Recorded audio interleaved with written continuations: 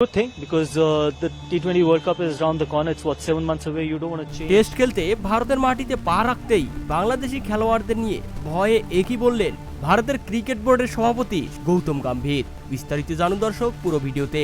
দর্শক, দেশ স্বাধীন হওয়ার পর ডক্টর ইউনূস বাংলাদেশের প্রধান উপদেষ্টা হওয়া খেলোয়াড়রা যেন একেবারে নতুনভাবে শক্তি পেয়েছে। টনটনা মেজাজে পাকিস্তানের বিপক্ষে টানা দুটি টেস্ট খেলে দুটিতেই জয়লাভ করেছে বাংলাদেশের দামাল ক্রিকেটাররা।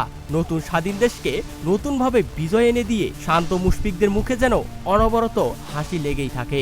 এদিকে এবার ভারতের বিপক্ষে টেস্ট খেলতে ভারতের এয়ারপোর্টে পা রাখতেই বাংলাদেশি টাইগারদের নিয়ে এক প্রকার ভয়ে পেয়ে গেলেন বিসিসিআই এর সভাপতি গৌতম গম্ভীর।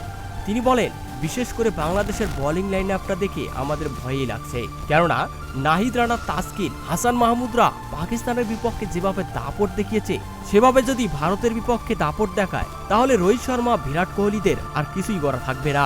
আপাতত এক প্রকার হারের সম্ভাবনায় রয়েছে ভারতের। তো দর্শক, ভারতের ক্রিকেট বোর্ডের এই সভাপতি গৌতম গম্ভীরের সাথে আপনিও কি একমত? বাংলাদেশ কি পারবে ভারতকে হারিয়ে আবারও টেস্টে চ্যাম্পিয়ন হতে? কমেন্ট করে জানিয়ে দিন।